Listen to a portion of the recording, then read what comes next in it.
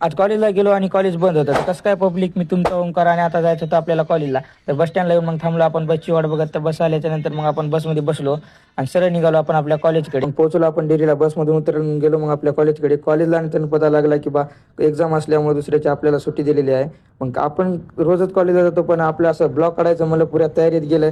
काहीतरी भानगडच येते, कॉलेजच बंद राहते, काहीतरी होतच राहते. मग जाऊ दे गड्या म्हणून आपण निघालो कॉलेजकडून निघायच्या नंतर रोडला भेटला आपला मित्र नितीन भेटला. नितीन म्हणला चहा पिऊत म्हणला. मग चहा पिला आपण नितीन संग. नितीनला जायचं होतं घरला. मग नितीन गेला घरला जाता बाईक करून जाय म्हणलं नितीन. आपण बसलो ऑटोमध्ये, आपणही निघालो. मग 2 ते 4 दिवस झाला आपले पण ब्लॉक आले नव्हते. आपल्याला पण बरं वाटणार गेलं, असंच भनभन वाटू लागले इंस्टाग्रामला. आता येत राहतील आपले ब्लॉग, थोडंसं काम होतं.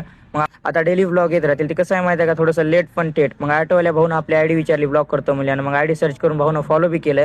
तर पब्लिक तुम्ही पण नवीन असाल तर या पेजवर नक्की फॉलो आणि लाईक करा विसरू नका. मग पोहोचलो आपल्या लॅबपाशी. ऑटोवाल्या भाऊला म्हणलं हात करून जाय म्हणलं. मग लॅबपाशी आल्यानंतर लॅबमध्ये गेलो.